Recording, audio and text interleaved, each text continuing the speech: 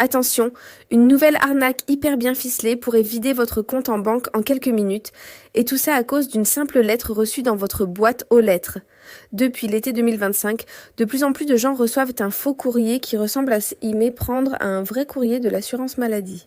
Le logo est parfait, la mise en page est soignée, il n'y a pas de faute d'orthographe et même l'adresse semble correcte.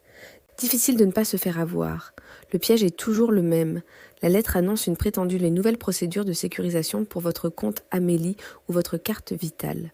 Pour vous faire paniquer, elle vous donne un délai très court, genre 48 ou 72 heures, sous peine de suspendre vos droits si vous ne faites rien. Et pour soi-disant valider votre identité, on vous demande de scanner un QR code.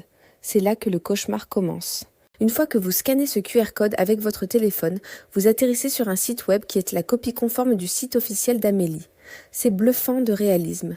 Là, on vous demande votre identifiant, votre numéro de sécurité sociale et parfois même vos coordonnées bancaires complètes. Si vous donnez ces IN. Si vous partagez ces infos, les escrocs peuvent rapidement prendre le contrôle de votre compte Amélie, accéder à vos données de santé et même effectuer des opérations bancaires frauduleuses. Ils peuvent vider vos comptes ou faire des achats à votre nom. Bref, c'est une catastrophe. Alors, comment ne pas tomber dans le panneau ? Plusieurs détails doivent vous mettre la puce à l'oreille.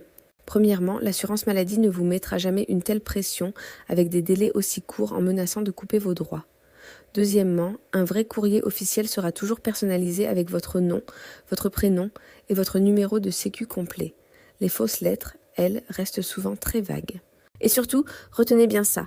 Amélie ne vous demandera jamais vos identifiants, votre mot de passe ou vos coordonnées bancaires par courrier, mail, SMS ou via un QR code. Jamais. Le bon réflexe si vous recevez ce genre de courrier, c'est de ne surtout pas utiliser le QR code ou le lien fourni. Allez vous-même sur Internet et tapez l'adresse officielle Amélie, FR dans votre navigateur ou ouvrez votre application Amélie. Connectez-vous à votre espace personnel et vérifiez vos messages. C'est le seul endroit où vous trouverez les communications officielles et sécurisées.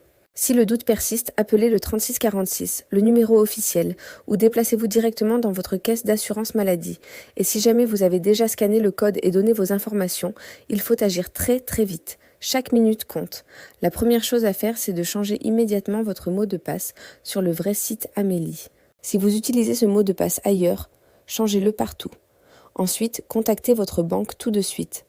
Expliquez la situation et demandez-leur de surveiller votre compte de très près, voire de faire opposition à votre carte.